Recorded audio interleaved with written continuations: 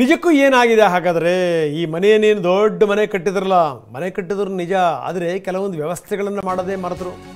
ಅದರಲ್ಲೂ ಈ ತ್ಯಾಜ್ಯ ವಿಲೇವಾರಿ ಇದೆಯಲ್ಲ, ಅದಕ್ಕೆ ಸಂಬಂಧಪಟ್ಟಂಗೆ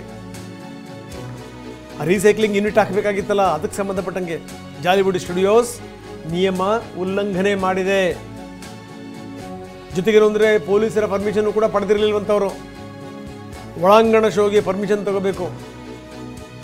ಈ ವಾಯು ಕಾಯಿದೆ, ಜಲ ಕಾಯಿದೆ, ಅಂದರೆ ಏರ್ ಪೊಲ್ಯೂಷನ್ ಆಗಬಾರ್ದು, ಅದಕ್ಕೆ ಏನೇನು ಕ್ರಮ ತೆಗೆದುಕೊಂಡಿದ್ದೀವಿ. ನೀರಿನ ಪೊಲ್ಯೂಷನ್ ಆಗಲ್ಲ, ಅದಕ್ಕೆ ಏನೇನು ಕ್ರಮ ತೆಗೆದುಕೊಂಡಿದ್ದೀವಿ. ಕರೆಂಟ್ ಹೋದಂಥ ಸಂದರ್ಭದಲ್ಲಿ ನಾವು ಜನರೇಟರ್ ಹಾಕ್ತೀವಿ, ಅದಕ್ಕೊಂದಿಷ್ಟು ಪರ್ಮಿಷನ್ ತಗೋಬೇಕು. ಇವ್ಯಾವ ಪರ್ಮಿಷನ್ಗಳನ್ನು ಕೂಡ ತಗೊಂಡಿರಲಿಲ್ಲ. ತುಂಬ ಆಶ್ಚರ್ಯ ಆಗುವಂಥದ್ದು ಅದನ್ನೇ.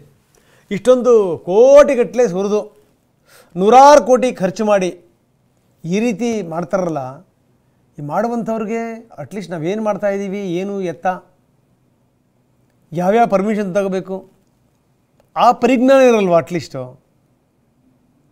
ಭಾಳ ಆಶ್ಚರ್ಯ ಅಂತ ಅನಿಸುತ್ತಪ್ಪ ನಿಜವಾಗ್ಲೂ.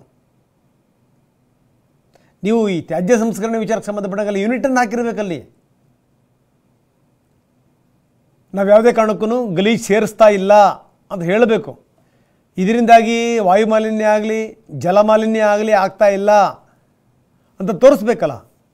ಜೊತೆಗೆ ಒಳಗಡೆಗೆ ಈ ರೀತಿ ಶೂಟಿಂಗ್ ನಡೀತಾ ಇರುತ್ತೆ ತಿಂಗಳಾನುಗಟ್ಟಲೆ, 3 ತಿಂಗಳು, ಹೆಚ್ಚು ಕಡಿಮೆ 100-125 ದಿವಸ, 3-4 ತಿಂಗಳು ಅವ್ರನ್ನ ಒಳಗಡೆ ಕೂಡ ಹಾಕಿರ್ತಾರಲ್ಲ,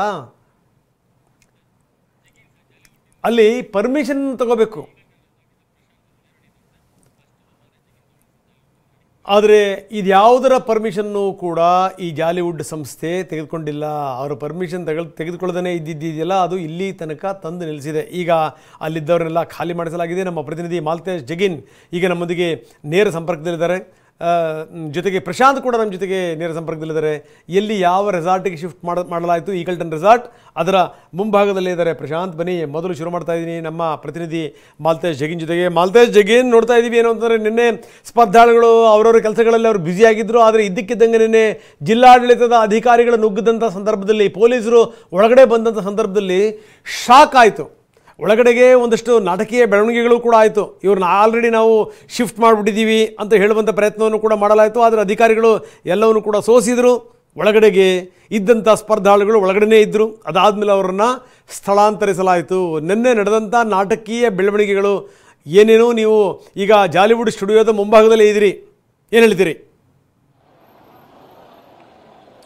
ರಂಗನಾಥ್, ಖಂಡಿತ ಬಿಡದಿ ಕೈಗಾರಿಕಾ ಪ್ರದೇಶದಲ್ಲಿರ್ತಕ್ಕಂತಹ ಜಾಲಿವುಡ್ ಸ್ಟುಡಿಯೋಸ್ನಲ್ಲಿ ನಿನ್ನೆ ಸಂಜೆ ಒಂದಿಷ್ಟು ಹೈ ಡ್ರಾಮಾ ಕೂಡ ನಡೀತು. ಅಂದರೆ ನೋಟಿಸ್ ಕೊಡೋಕೆ ಬಂದಂಥ ಸಂದರ್ಭದಲ್ಲಿ ಅದನ್ನು ರಜೆ ಇದೆ ಪಡೆಯಲ್ಲ ಅನ್ನುವಂಥ ರೀತಿಯ ನಾಟಕೀಯ ಬೆಳವಣಿಗೆಗಳು ನಡೀತು. ಅದಾದ ನಂತರ ಅಧಿಕಾರಿಗಳು ಮತ್ತು ಪೊಲೀಸರು ನೋಟಿಸ್ ನೀಡಿ ತಕ್ಷಣವೇ ಅದನ್ನು ಖಾಲಿ ಮಾಡುವಂತೆ ಮತ್ತು ಶೋನ ನಿಲ್ಲಿಸುವಂತೆ ತಾಕೀತು ಮಾಡಲಾಯಿತು. ಅದರ ಬೆನ್ನಲ್ಲೇ ಏನಂತಂದರೆ ಸಂಪೂರ್ಣವಾಗಿ ಏನಂತಾರೆ, ಸಂಜೆಯಿಂದಲೇ ಕೂಡ ಈ ಒಂದು ಜಾಲಿವುಡ್ ಸ್ಟುಡಿಯೋಸ್ನ ಒಳಭಾಗದಲ್ಲಿರ್ತಕ್ಕಂಥ ಎಲ್ಲ ಚಟುವಟಿಕೆಗಳು ಸ್ಥಗಿತಗೊಂಡಿರ್ತಕ್ಕಂಥದ್ದು. ಅದರಲ್ಲೂ ಪ್ರಮುಖವಾಗಿ ಏನಂತಾರೆ, ಕನ್ನಡದ ದೊಡ್ಡ ರಿಯಾಲಿಟಿ ಶೋ ಬಿಗ್ ಬಾಸ್ ನ ಶೋ ಕೂಡ ಇಲ್ಲೇ ನಡೀತಾ ಇತ್ತು. ಸೊ ಅಲ್ಲಿನೂ ಕೂಡ ಅಂದ್ರೆ ಒಂದಿಷ್ಟು ಸ್ಪರ್ಧೆಗಳನ್ನ ಅಲ್ಲಿರುವಂತಹ ಥಿಯೇಟರ್ಗೆ ಕರೆತಂದು ಅಲ್ಲಿ ಇಡುವಂತಹ ಪ್ರಯತ್ನವನ್ನ ಮಾಡ್ತು. ಅಂದ್ರೆ ಮುಂದುವರಿಸುವಂತಹ ಪ್ರಯತ್ನದಲ್ಲಿ ಎಲ್ಲಾ ಪ್ಲಾನ್ಗಳನ್ನ ಮಾಡಿತ್ತು. ಬಟ್ ಆದ್ರೆ ಆಯೋಜಕರು ಅಂದುಕೊಂಡಂತ ಆಗ್ಲಿಲ್ಲ, ಅದೆಲ್ಲವೂ ಕೂಡ ಉಲ್ಟಾ ಹೊಡಿತು. ಅದಾದ ನಂತರ ಏನಂತಂದ್ರೆ, ಸಂಪೂರ್ಣವಾಗಿ ಅಲ್ಲಿನ ಸ್ಪರ್ಧೆಗಳನ್ನ ಈಗ ಈಗಲ್ಟನ್ ರೆಸಾರ್ಟ್ಗೆ ಶಿಫ್ಟ್ ಮಾಡುವಂತದ್ದಾದ್ರೆ, ಇಲ್ಲಿ ಸಂಪೂರ್ಣವಾಗಿ ಜಾಲಿವುಡ್ ಸ್ಟುಡಿಯೋಸ್ ಖಾಲಿ ಆಗಿರ್ತಕ್ಕಂಥದ್ದು. ಮತ್ತೆ ಜಾಲಿವುಡ್ ಸ್ಟುಡಿಯೋಸ್ ನ ಎಲ್ಲಾ ಗೇಟ್ ಗಳಿಗೆ ಕೂಡ ಬೀಗ ಜಡಿಯುವಂತಹ ಕೆಲಸ ಆಗಿದೆ. ಅಂದ್ರೆ ಸಂಪೂರ್ಣವಾಗಿ ಏನಂತಂದ್ರೆ, ಇಲ್ಲಿ ನಿಯಮಗಳನ್ನ ಉಲ್ಲಂಘನೆ ಮಾಡಿರ್ತಕ್ಕಂಥದ್ರ ಬೆನ್ನಲ್ಲೇ ಈ ರೀತಿಯ ಒಂದು ಕ್ರಮಕ್ಕೆ ಅಧಿಕಾರಿಗಳು ಕೂಡ ಮುಂದಾಗಿರ್ತಕ್ಕಂಥದ್ದು. ಸೊ ಅಂದ್ರೆ ಇಲ್ಲಿ ಪರಿಸರ ಮಾಲಿನ್ಯದ ಅಧಿಕಾರಿಗಳಿಂದ ಅಂದ್ರೆ ಒಂದಿಷ್ಟು ನಿಯಮಾವಳಿಗಳಿರುತ್ತೆ, ಅದನ್ನ ಯಾವುದನ್ನು ಕೂಡ ಇಲ್ಲಿ ಪಾಲಿಸಿಲ್ಲ ಅನ್ನುವಂತಹ ಮಾಹಿತಿ ಇರ್ತಕ್ಕಂಥದ್ದು. ಅಂದ್ರೆ ನೀರನ್ನ ಸಂಸ್ಕರಣೆ ಮಾಡಬೇಕಾಗುತ್ತೆ, ಬಟ್ ಆ ಒಂದು ನೀರನ್ನ ಸಂಸ್ಕರಣೆ ಮಾಡುವಂತಹ ಘಟಕ ಇಲ್ಲಿ ಇರಲಿಲ್ಲ ಅನ್ನುವಂಥದ್ದು ಒಂದು ಕಡೆ. ಆದ್ರೆ ಶಬ್ದ ಮಾಲಿನ್ಯ ಕೂಡ ಆಗ್ತಾ ಇತ್ತು. ಅಂದ್ರೆ ಡಿಜೆ ಅಳವಡಿಕೆಗೆ ಒಂದಿಷ್ಟು ಮಿತಿಗಳಿದೆ, ಅದನ್ನ ಮೀರಿ ಇಲ್ಲಿ ಆ ಡಿಜೆ ಅಳವಡಿಕೆಗಳಾಗ್ತಾ ಇತ್ತು. ಹಾಗಾಗಿ ಸಂಪೂರ್ಣವಾಗಿ ಇಲ್ಲಿ ಶಬ್ದ ಮಾಲಿನ್ಯ ಕೂಡ ಉಂಟಾಗ್ತಾ ಇತ್ತು ಅನ್ನುವಂತಹ ಮಾಹಿತಿ ಇರ್ತಕ್ಕಂಥದ್ದು ಒಂದು ಕಡೆ. ಆದ್ರೆ ಇನ್ನೊಂದು ಕಡೆ ಏನಂತಂದ್ರೆ, ಇಲ್ಲಿ ತ್ಯಾಜ್ಯವನ್ನು ಸಂಸ್ಕರಣೆ ಮಾಡುವಂಥದ್ದು, ಅಂದ್ರೆ ಹಸಿ ಕಸ ಮತ್ತು ಒಣ ಕಸವನ್ನ ಸಂಸ್ಕರಣೆ ಮಾಡುವಂತಹ ಘಟಕ ಕೂಡ ಇರಲಿಲ್ಲ. ಅದರಲ್ಲೂ ಕೂಡ ಉಲ್ಲಂಘನೆ ಆಗಿರುವಂತಹ ಒಂದಿಷ್ಟು ಮಾಹಿತಿಗಳಿರ್ತಕ್ಕಂಥದ್ದು. ಜನರೇಟರ್ ಅಳವಡಿಕೆಯಲ್ಲಿ ಒಂದಿಷ್ಟು ನಿಯಮಾವಳಿ ಉಲ್ಲಂಘನೆ ಆಗಿದೆ ಅನ್ನುವಂತಹ ಮಾಹಿತಿ ಇರ್ತಕ್ಕಂಥದ್ದು. ಸೊ ಇದೆಲ್ಲವನ್ನು ಕೂಡ ಗಮನಿಸಿರ್ತಕ್ಕಂತಹ ಅಧಿಕಾರಿಗಳು ಸಂಪೂರ್ಣವಾಗಿ ಏನು ಅಂತಂದ್ರೆ ಜಾಲಿವುಡ್ ಸ್ಟುಡಿಯೋಸ್ಗೆ ಒಂದು ಬೀಗವನ್ನ ಹಾಕುವಂತಹ ಪ್ರಯತ್ನ ಕೂಡ ಮಾಡಿದ್ದಾರೆ. ಸೊ ನಿನ್ನೆ ಸಂಜೆ ಬೀಗ ಹಾಕಿದ ನಂತರ ಈಗ ಸಂಪೂರ್ಣವಾಗಿ ರಿಯಾಲಿಟಿ ಶೋ ಕೂಡ ಸ್ಥಗಿತಗೊಂಡಿದೆ. ಅದರ ಬೆನ್ನಲ್ಲೇ ಏನಂತಂದ್ರೆ ಇಲ್ಲಿ ಸಾಕಷ್ಟು ಅಡ್ವೆಂಚರಸ್ ಗೇಮ್ಸ್ ಕೂಡ ಇತ್ತು. ಸೊ ಅದೆಲ್ಲವನ್ನು ಕೂಡ ಸಂಪೂರ್ಣವಾಗಿ ಈಗ ಸ್ಥಗಿತಗೊಳಿಸಿರ್ತಕ್ಕಂಥದ್ದು. ಕಮರ್ಷಿಯಲ್ ಚಟುವಟಿಕೆಗಳು ಕೂಡ ಇಲ್ಲಿ ನಿಂತಿರುವಂತದ್ದು ಇವತ್ತಿಗೂ ಕೂಡ ಮುಂದುವರಿತಾ ಇದೆ. ಸೊ ಹೀಗಾಗಿ ಮಧ್ಯಾಹ್ನದ ನಂತರ ಯಾವ ರೀತಿಯ ಬೆಳವಣಿಗೆಗಳಾಗುತ್ತೆ ಅನ್ನೋದನ್ನು ಕೂಡ ಕಾದ್ ನೋಡ್ಬೇಕಾಗುತ್ತೆ. ರಂಗನಾಥ್, ಓಕೆ, ಮಾಲ್ತೇಶ್ ಜಗ್ಗಿ, ನೀವು ಹಾಗೆ ಸಂಪರ್ಕದಲ್ಲಿರಿ. ಕೋರ್ಟಿಗೂ ಕೂಡ ಹೋಗಬೇಕು ಅಂತ ಹೇಳಿ ಇವರು ಯೋಚನೆ ಮಾಡ್ತಾ ಇದ್ದಾರೆ. ಇದೆಲ್ಲದರ ಜೊತೆಗೆ ಏನಾದರೂ ಆಯಿತು ಅಂತಂದರೆ ಮತ್ತೆ ಸ್ಪರ್ಧಿಗಳು ವಾಪಸ್ ಬರ್ಬೋದಾ ಅನ್ನುವಂಥ ಪ್ರಶ್ನೆ ಇದ್ದೇ ಇದೆ. ನೀವು ಸಂಪರ್ಕದಲ್ಲಿರಿ. ನಮ್ಮ ಪ್ರತಿನಿಧಿ ಪ್ರಶಾಂತ್ ನಮ್ಮದಿಗೆ ಈಗ ನೇರ ಸಂಪರ್ಕದಲ್ಲಿದ್ದಾರೆ ಈಗಲ್ಟನ್ ರೆಸಾರ್ಟ್ ಮುಂಭಾಗದಿಂದ. ಪ್ರಶಾಂತ್, ನೋಡ್ತಾ ಇದ್ದೀರಿ, ಈಗಲ್ಟನ್ ರೆಸಾರ್ಟ್ಗೆ ಎಲ್ಲರನ್ನೂ ಕೂಡ ಶಿಫ್ಟ್ ಮಾಡಲಾಗಿದೆ. ಅಲ್ಲಿ ಸಾರ್ವಜನಿಕರಿಗೆ ನಿಷೇಧವನ್ನು ಕೂಡ ಹೇರಲಾಗಿದೆ. ಅಲ್ಲಿನ ಒಟ್ಟಾರೆ ಸ್ಥಿತಿಗತಿಗಳು ಏನೇನು, ಜೊತೆಗೇನು ಅಂತಂದರೆ ಸ್ಪರ್ಧಿಗಳೇನು ಆರಾಮಾಗಿದ್ದಾರಾ, ಅವ್ರಿಗೇನಾದರೂ ಬೇರೆ ಬೇರೆ ವ್ಯವಸ್ಥೆಗಳು ಅಂದರೆ ಅಲ್ಲಿ ಟಿ ವಿ ಇಲ್ಲ, ಮೊಬೈಲ್ ಇಲ್ಲ, ಒಪ್ಕೊಂಡೆ ಬೇರೆಲ್ಲ ವ್ಯವಸ್ಥೆಗಳನ್ನು ಮಾಡಿಕೊಡಲಾಗಿದೆಯಾ? ಒಂದು ವೇಳೆ ಏನಾದರೂ ಸ್ಟುಡಿಯೋ ಬಾಗಿಲು ತೆಗಿಲಿಲ್ಲ ಅಂತಂತಂದರೆ, ಕೋರ್ಟ್ ಏನಾದರೂ ಅಭಯ ಕೊಡಲಿಲ್ಲ ಅಂತಂತಂದರೆ ರೆಸಾರ್ಟಲ್ಲೇ ಏನಾದರೂ ಇದು ಮುಂದುವರಿಬೋದಾ? ಏನು ನಡೀತಾ ಇದೆ? ರಂಗನಾಥ್, ಪ್ರತಿ ಸಲ ರಿಯಾಲಿಟಿ ಶೋನಲ್ಲಿ ಅಲ್ಲಿರುವಂತಹ ಸ್ಪರ್ಧಿಗಳಿಗೆ ಬಿಗ್ ಬಾಸ್ ದೊಡ್ಡ ಮಟ್ಟಿನ ಶಾಕ್ ಅನ್ನ, ಸಸ್ಪೆನ್ಸ್ ಅನ್ನ ಇಡ್ತಿತ್ತು. ಆದ್ರೆ ಬಿಗ್ ಬಾಸ್ಗೆ ಬೆಂಗಳೂರು ದಕ್ಷಿಣ ಜಿಲ್ಲಾಡಳಿತ ಕೂಡ ದೊಡ್ಡ ಮಟ್ಟಿನ ಶಾಕ್ ಅನ್ನ ಕೊಟ್ಟಿರುವಂತದ್ದು. ಹೀಗಾಗಿ ಬಿಗ್ ಬಾಸ್ ನಲ್ಲಿರುವಂತಹ ಎಲ್ಲಾ ಸ್ಪರ್ಧಿಗಳು ಕೂಡ ಈಗ ಈಗಲ್ಟನ್ ರೆಸಾರ್ಟ್ಗೆ ಶಿಫ್ಟ್ ಮಾಡಿದ್ದಾರೆ. ನಿನ್ನೆ ರಾತ್ರಿ ಕೆಲವೊಂದಿಷ್ಟು ಐ ಡ್ರಾಮಾ ಕೂಡ ನಡೀತು.